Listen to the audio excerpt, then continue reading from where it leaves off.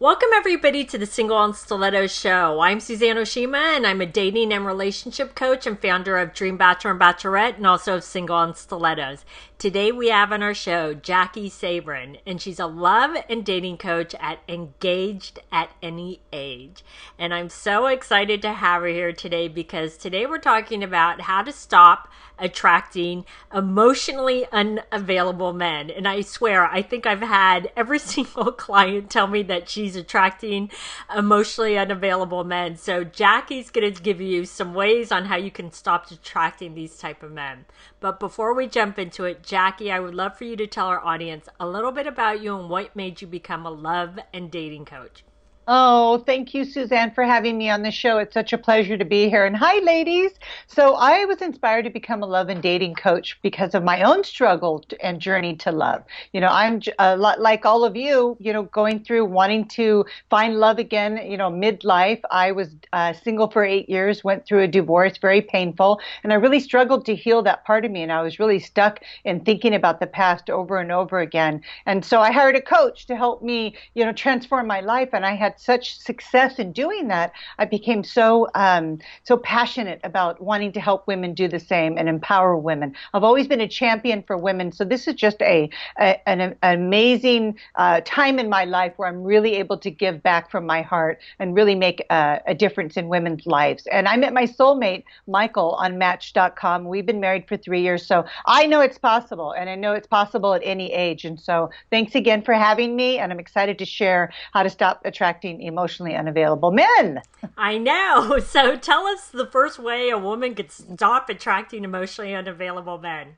Okay, so ladies, this is not something you may want to hear, but I want to invite you to stop being emotionally unavailable. So this is what I would say is what happens is likes attract likes by the law of attraction.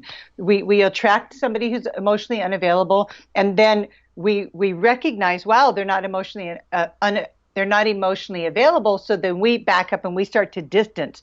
Our response to that is to distance ourselves. But that distancing or withdrawing is emotional unavailability. And I know that women don't really recognize that. So how would you know if he's emotionally unavailable if you're emotionally unavailable? So here's what I suggest that you do is start to create more emotional availability in your interactions with men. For example, if you go out with a man who is angry. So this happened to one of my clients, and he's like maybe talking about his ex-wife and angry about his divorce and how he got the short end of the stick. And so instead of going, oh, I went out with this guy and he's really angry and I can't go out with him, get more curious. I mean, show some compassion. Have the courage to ask more questions and say things like, wow, I really can hear that you're really hurt and really haven't processed what happened in your divorce. Do you think that that's getting in the way of you meeting someone? Boom. I mean, he's going to sit there and go, wow, maybe. And in that moment, you just created an opportunity to have more intimacy. A lot of men don't actually know how to be emotionally available. But if you did, if you were to lead the process, so it's not like you're being his coach, but if you were to open up and ask some sensitive questions in a very gentle way, men will tell you. And in that moment, they become more emotional available to you. And then you have something. So we have to take bigger risks to become more emotionally available.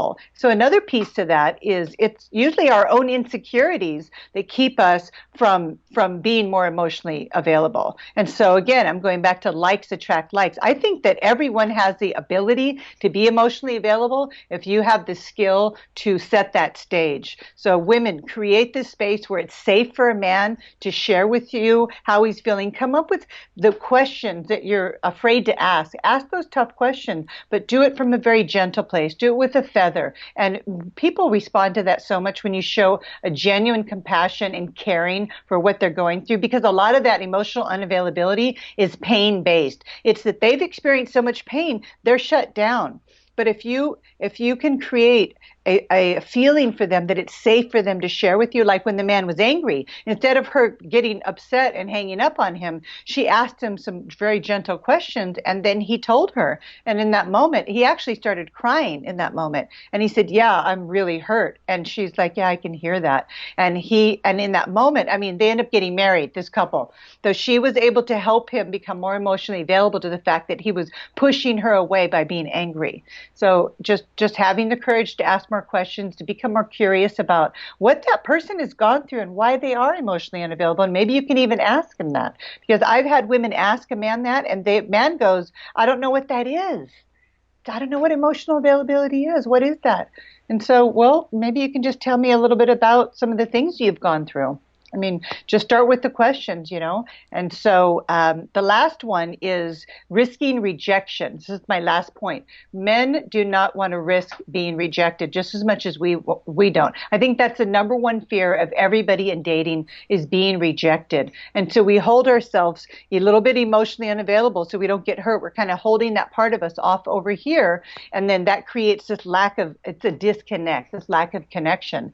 And so, ladies, if you meet a man that's emotionally unavailable, just talk to him about it. Ask him, you know, what he's afraid of, or what's happened to him that's caused him to shut down, or ask him if he even knows he's shut down.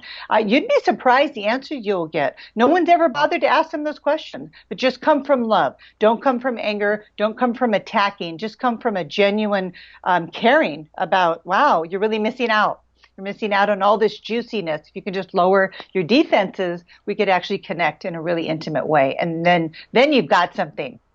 Well, and you know what, Jackie? I love that you said all of this, because I've had clients where they'll go out on a first date with someone and they'll say, oh, he talked about their ex the whole time. And then they get mad instead of, like you said, getting curious, because if you get curious, you might find out something more, and you might be able to actually open him up instead of just going, okay, he's not for me. He's still stuck on his ex, right? Yeah, absolutely. And I think that's really common. I mean, we all get stuck on our exes. It's hard to unstick yourself.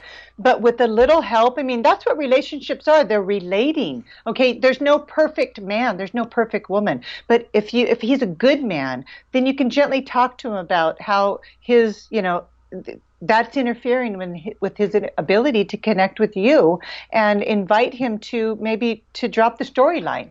But again, it's just all about how you approach it, but just having the courage to approach it to begin with, and stop complaining to your friends about it. Go and talk to him about it. Be emotionally available enough to ask those tough questions and get the answers that you want. And that'll create a lot more intimacy and emotional availability. Exactly. Well, these have been some great tips. So, Jackie, I know you have a free gift for the ladies, so can you tell them about it?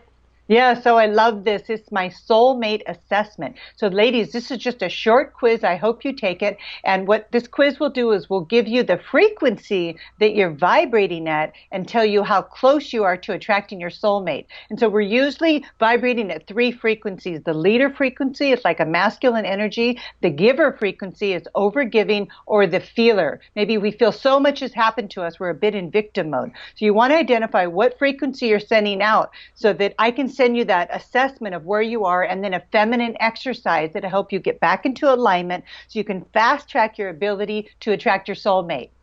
Awesome. So, ladies, if you'd like Jackie's free gift, just click below the video. And if you're listening to the podcast, just go to singleonstilettos.com and you can find her interview and get her free gift. So thanks everybody for joining us on the Single on Stilettos show. Our show is available both in video format and podcast format. If you would like to view the videos, you can go to singleonstilettos.com. If you'd like to get the podcast, you can download it from iTunes. And if you would like to get our free ebook on why men disappear without a trace, you can click right here on the video, or you can go to singleonstilettos.com.